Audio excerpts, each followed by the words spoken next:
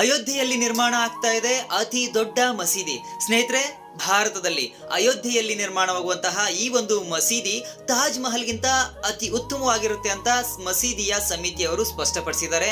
ಇನ್ನು ಈ ಒಂದು ಅಯೋಧ್ಯೆಯಲ್ಲಿ ನಿರ್ಮಾಣವಾಗುವಂತಹ ಮಸೀದಿಯಲ್ಲಿ ವಿಶ್ವದಲ್ಲೇ ಅತ್ಯಂತ ದೊಡ್ಡ ಕುರಾನ್ ಅನ್ನು ಸಹ ಇರಿಸಲಾಗುತ್ತೆ ಅಂತ ಹೇಳಿದರೆ. ಇನ್ನು ಈ ಮಸೀದಿ ನಿರ್ಮಾಣ ಕಾರ್ಯ ಇದೇ ವರ್ಷ 2024ರ ಮೇ ತಿಂಗಳಲ್ಲಿ ಪ್ರಾರಂಭ ಆಗುತ್ತೆ ಅನ್ನೋದನ್ನ ಹೇಳಿದರೆ. ಅಂದ ಹಾಗೆ ಸ್ನೇಹಿತರೆ, ತಮ್ಮೆಲ್ಲರಿಗೂ ಕೂಡ ನೆನಪಿರ್ಬೋದು, ಫೆಬ್ರವರಿ 2020ರಲ್ಲಿ ಭಾರತದ ಸರ್ವೋಚ್ಚ ನ್ಯಾಯಾಲಯ ಸುಪ್ರೀಂ ಕೋರ್ಟ್ 5 ಎಕರೆ ಜಮೀನನ್ನ ಮಸೀದಿ ನಿರ್ಮಾಣಕ್ಕಾಗಿ ಮೀಸಲಿರಿಸಿತ್ತು.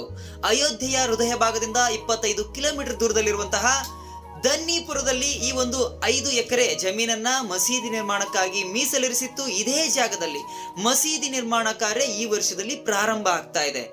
ಇದು ಒಂದು ಉತ್ತಮ ಬೆಳವಣಿಗೆ. ರಾಮ ಮಂದಿರ ಆಗಿರ್ಲಿ, ಮಸೀದಿ ಆಗಿರ್ಲಿ, ಎಲ್ಲವೂ